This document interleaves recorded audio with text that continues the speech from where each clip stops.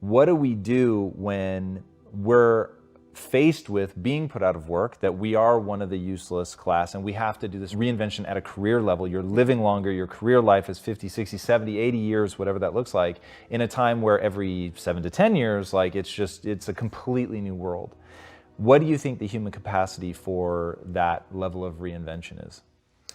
Well, that's a very important question. It has little to do with immortality, because even without immortality, we are heading in that direction. Even if the lifespan remains as it is, 80 years, every 10 years, you have another big shock. I mean, one of the things many people don't realize about the AI revolution and the automation revolution, they imagine it as some kind of one-time event. We have the big AI revolution in 2025. You have all these truck drivers and taxi drivers and doctors and whatever losing their jobs.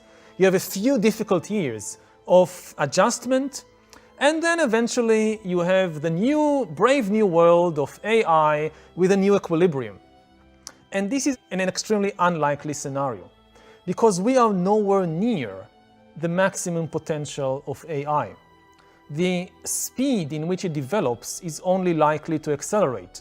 So what we are really going to face is a cascade of ever bigger revolutions in the job market and in many other areas of life, relationships, politics, and so forth. So you have a big disruption in 2025, you have an even bigger disruption in 2035, an even bigger one in 2045, and so forth.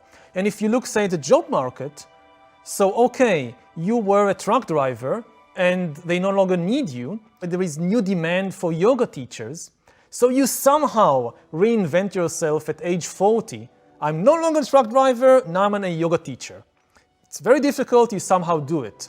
10 years later, no need of yoga teachers, thank you very much. We now have these amazing applications connected with biometric sensors to your body. They know exactly what you're doing with every tiny muscle. As you do this posture or that posture, no human yoga teacher can compete with that. You're out of job. You have to reinvent yourself again as a designer of virtual world games.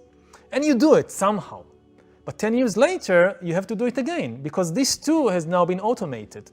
And even if you get support from the government and there is all these education for adult system, the really big question is, again, it's psychological. Do we as human beings have the mental stability and the emotional intelligence necessary to reinvent ourselves repeatedly? And, when you're 20, what you're doing is basically to reinvent yourself or to invent yourself for the first time. And it is very difficult. When you're 30, it's even more difficult, but you somehow do it. But when you get to be 40, 50, 60, it becomes more and more difficult. You have more to let go of. I've invested so much in building this career, this personality, these skills. To give it all up and start again from anew, it's so difficult. So I don't know whether we can do it. Yeah, that is the question that I think we'll ultimately be forced to answer.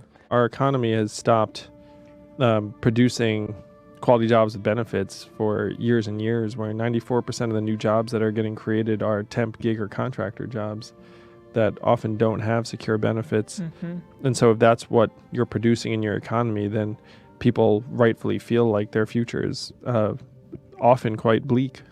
Universal basic income is a policy where everyone in a society, in this case every U.S. citizen, gets a certain amount of money to meet your basic needs, no questions asked. So my proposal of freedom dividend would be $1,000 a month in the hands of every American adult starting at age 18 until the day you die, $12,000 a year.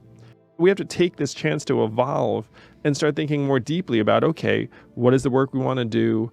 What is valuable in our lives? How do we reward and incentivize the work that we need more of for ourselves? And so I have some big ideas on this. The $1,000 a month is not the solution. It's a foundation. It's like the floor on which you can start building.